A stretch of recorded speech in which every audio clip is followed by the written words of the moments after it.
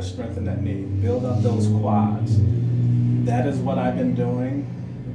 I think I'm on my way back, you know. And so if there's anything that I can share with someone that may be listening,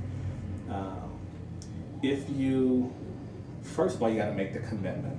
You know, decide what it is you want to do. Don't be like me and wait, you know, 4 or 5 years watching this every year and wanting to do it, but never doing anything about it. And finally, just, okay, I didn't watch this race for so long. Let me really give it a try. You know, if there's anyone that's listening, you know, don't sit on the sidelines and wonder and think, just give it a try. You know, surround yourself with the professionals, whether it's a supplement, whether it's an exercise program, whatever. You know, listen to the people that they know this stuff. You know, I learned that the hard way, particularly my second Ironman. I didn't follow all the things that you laid out for me to be successful. That will never happen again. You know, so again, if there's anything that I can say is, you know, we can achieve a lot with this, with our bodies if we would train them. You know, but we got to consult with the professionals and trust in what they tell us. You know, there will be good days, there will be bad days, there will be successes, there will be setbacks. You know, but the most important thing is you cannot give up. I'm living proof. When I think about being the world's first African American diabetic Ironman, you know, I think about that and I think, you know, what exactly is that? Well, it's something that I earned. You know, and I earned it by listening to my trainer, Jude Sullivan. I earned it by getting with my diabetic nurse specialist, which was the other part of that I didn't talk about. But you really encouraged me to kind of surround myself with that group because diabetes is real. And again, I got to admit I had some success. Now, since 2008, so my diabetes hasn't been in the greatest control. I'm working on that now. And I think we'll get there. But everything that I'm doing this year is in preparation for doing Ironman again next year. And I was talking to a friend and he said, do you have a trainer? I said, oh yeah, I got a trainer. He said, if you don't, I got one. I said, no, trust me, I got a trainer. We're ready to pull the trigger, my friend. Yes. You know, but Jude, I cannot stress enough that, you know, there's times when I'm watching TV and I'll see a triathlon on TV and I think, wow, you know, yeah, I did that. You know, I did that. Even when there was times that I so doubted myself, you know, but to be able to say that I have my own little slice of history because of you, you helped me get it there. And, you know, it's just priceless. That's really all I can say. It's just priceless. That's awesome. So you've developed this passion based on a lot of experience and, you know, digging deep and learning about yourself. So why don't we kind of flip the switch now on, you know, what you're doing, kind of your giving back part of it, and how, you know, what you've learned through your own health journey, you're parlaying that into helping others. And let's talk about the Rebalanced Life and what you're doing with that and how it came to fruition. Yeah, you know, that's one of the things after I started getting all these responses and requests for interviews. It was the email that I got from an 8-year-old kid. His name was Marcos. Marcos was apparently just diagnosed with diabetes. As you can imagine, a mom having an 8-year-old kid diagnosed with diabetes, that not really knowing what the future holds, what to expect. And is this type 1 diabetes? Yes, type 1, yes. And so the mom, sitting in the hospital bed with her son, started Googling diabetes and ended up stumbling across my website. Jeez, how about that? Yeah, they found my email, and she emailed me, and I got the email, and I didn't really know how to respond in an email, so I just, here's my number, give me a call, and they called.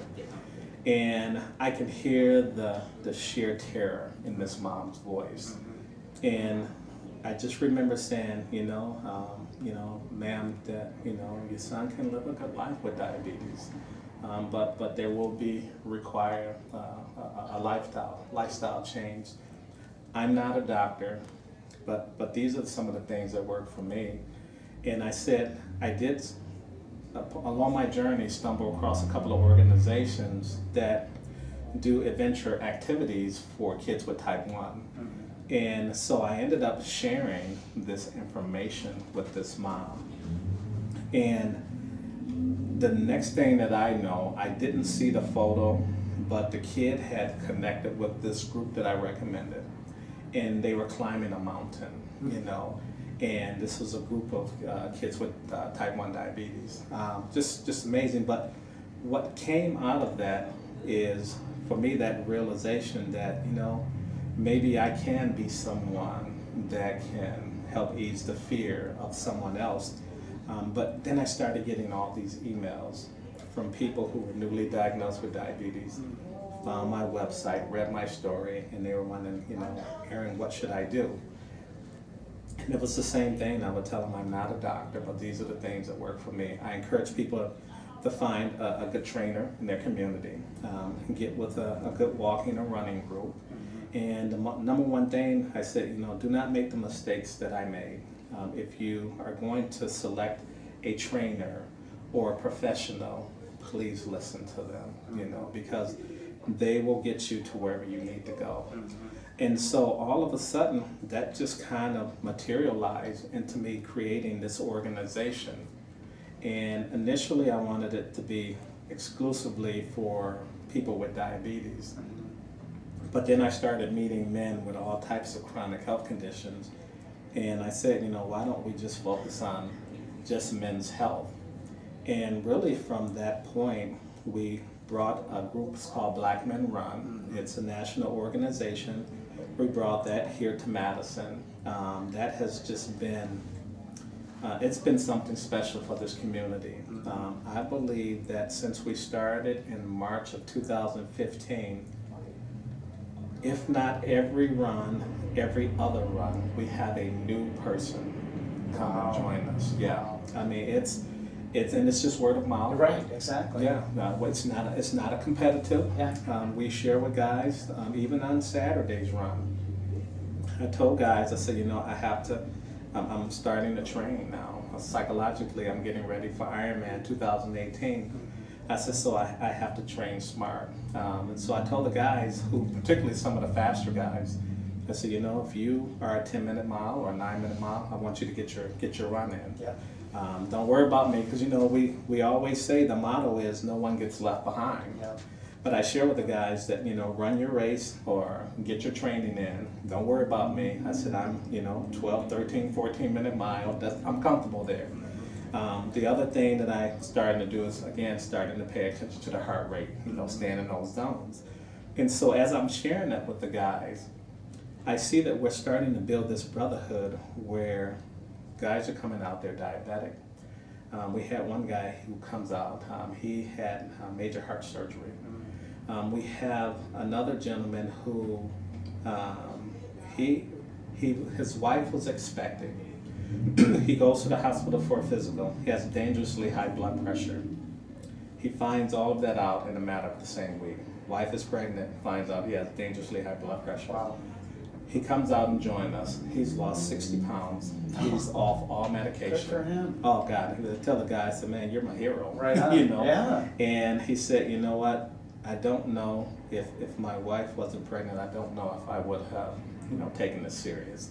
And so that's the neat thing about my organization, is we try to capitalize off of all these things. I encourage guys to find that energy, find that whatever it is within your family, within your social group, find that whatever it is that can move you forward. Yeah. And that's the neat thing about the organization. But as we started to do this, Jude, I started noting that the health disparities for African American men, and they're just, well, African Americans period, but for African American men, I just learned from my friends from public health that the average age of life expectancy in Dane County is 51 years of age for African American men. And That's a tragedy. it is. And so what I share with my guys now, with my organization, we don't have the luxury to wait for the medical community to figure this out. We have to figure this out for ourselves. And that is my biggest message, you know, whether it's changing your diet, you know, maybe if you find a supplement that works, you know, don't be afraid to do whatever you have to do. But we no longer have the luxury to sit around and wait for a medical facility to figure this out for us. And that's really is what drives my organization. Now that we've opened my Men's Health and Education Center in the barbershop, people ask all the time, why did you take it to the barbershop? Well, there's an extremely high number of men that get their hair cut each and every week. These are the men that the medical community has openly admitted we cannot reach them. And so people ask me, why did you bring it to the barbershop? I said, because that's where the men are at. And so to me, it's a no-brainer. We set up some blood pressure equipment. We have health information from A to Z. And men can come in on their own free will. There's no pressure. But what we're finding is when guys come and get their hair cut, they get out of the barber chair and they walk into my Men's Health Center, strap the blood pressure cuff on, and they're not taking their blood pressure. We have guys that are coming in now and they're asking me about erectile dysfunction. These are men, you know, and then Aaron, you know. Pretty sensitive, yes, things. Yeah, and so maybe even taboo to talk about. Right, right. Mm-hmm. And so what I'm realizing, you know, again, not to sound too sappy, but I don't think I would have been on this path had I not had success in Ironman. Which really means, had I not met Jude Sullivan, Okay. I know, I'm keeping it real, dude. All right. Had I not met you, That's nice. it would have been, I don't know if I would have, you know, I could have probably found a trainer that could have gotten me there. But, you know, I give you credit for so much of this because, again, it's those little things that you told me, don't lose fact of, don't pay attention there and take this in.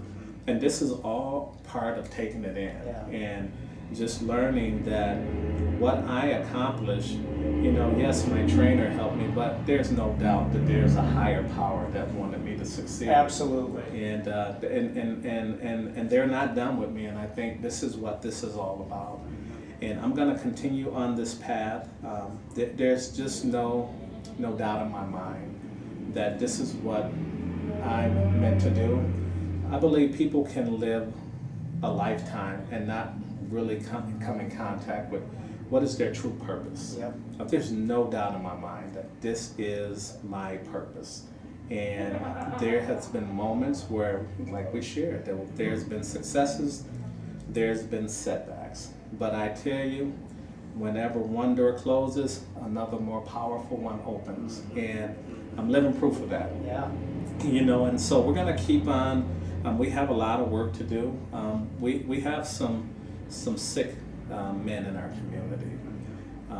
I think a lot of times when you haven't had insurance, and or there's this masculinity with us men that if something is aching, you know, we try to tough it out. Shake it off. Yeah, you know, but what did they say? Pain needs attention, you know, but unfortunately, sometimes we as men, we feel pain and we choose to try to tough it out. And ultimately, when it gets so bad and we finally